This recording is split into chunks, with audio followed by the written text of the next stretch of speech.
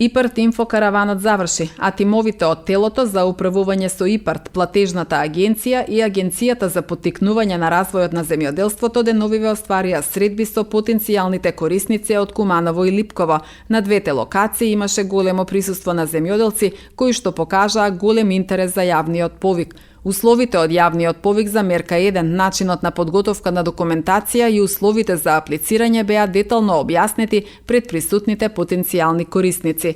Крајната цел на последниот јавен повик е успешни апликации кои ќе овозможат целосно да се искористат средствата во износ од 7,4 милиони евра, предвидени со овој јавен повик кој истекува на 29 март годинава. Мерката 1 е наменета за примарните земјоделски производители, се нарекува инвестиции во основни средства на земјоделските стопанства.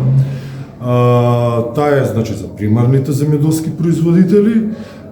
Можат да се јават тука и баратели кои што сакаат да го преработат собственото примарно земјоделско производство, значи не откупуваат, ама она што им останува вишак или сакаат да постигнат додадена вредност на своето производство, може да се јават како баратели, како предлагачи на проекти на инвестиции. Од примарното производство опфатени се секторите житарство, односно полјоделство, житарици, индустријски производи, фуражни производи и лозарство. На овој јавен повик исклучени се секторите овоштарство и градинарство. Тоа е заради намалениот буџет на јавниот повик. Имавме порано повик за оваа мерка со 18,8 милиони евра буџет, сега буџетот на овој јавен повик изнесува 7,4 милиони евра. Освен тие сектори кои што ви ги набројав од растителното производство, нели, и сточарите можат да поднесат барања за користење на средства од ИПАРТ, кај нив немаме ограничување, немаме исклучување на сектори, значи оние кои се занимаваат со говедарство, со свињарство, со одгледување на ситен добиток, овци, кози, живинари, рибници, производители на риба, можат да се јават на овој јавен повик.